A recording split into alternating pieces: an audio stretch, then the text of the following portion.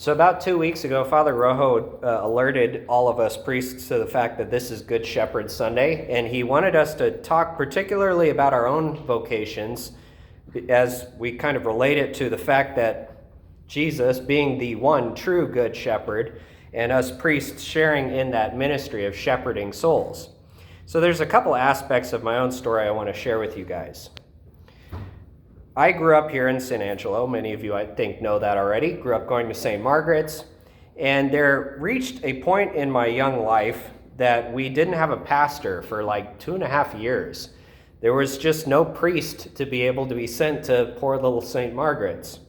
And so week after week, there would be a priest who would come in and celebrate Mass for us. It was on some sort of rotation. I wasn't privy to all of those details. But once in a while, we would show up for Mass on Sunday, and no priest would come because maybe scheduling conflicts, maybe somebody forgot. Again, not privy to all the details.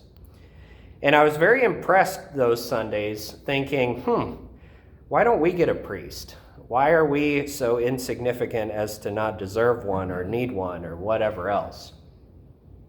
And then when we finally did get a priest, it was a very beautiful, wonderful man named Father Joseph Vathalor, who died from COVID maybe just about a year ago now. And I was shocked whenever he came too, because we had to get him from India. Where are our own local people? I'm on like 40 committees for the diocese, but one of those committees is called the Personnel Board.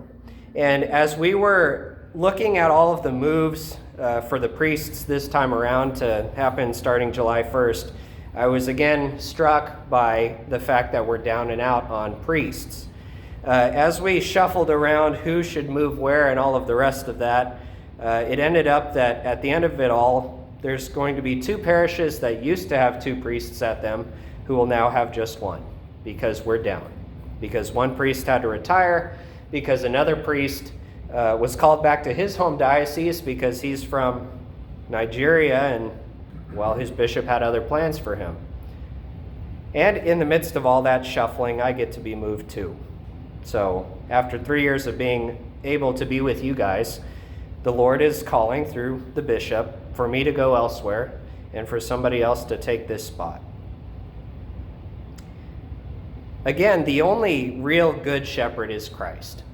He is the one through whom we do all of our work in ministry.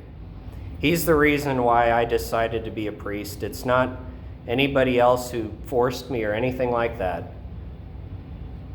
But that you, just like anybody else, just like me thinking as a little kid, deserve somebody to love you and to guide you closer to him. I'm glad it worked out that there will still be a priest here this next round. You'll get Father Freddy Perez. He's in Midland right now. He's also from San Angelo, so it's cool that he'll be coming home. But what about the next round? What about future generations? Who else is feeling the tug on their heartstrings to serve? There's a lot of different aspects of ministry that need to be done in the church, and priesthood is one of those that we're just particularly in desperate need of men to step up and hear the call.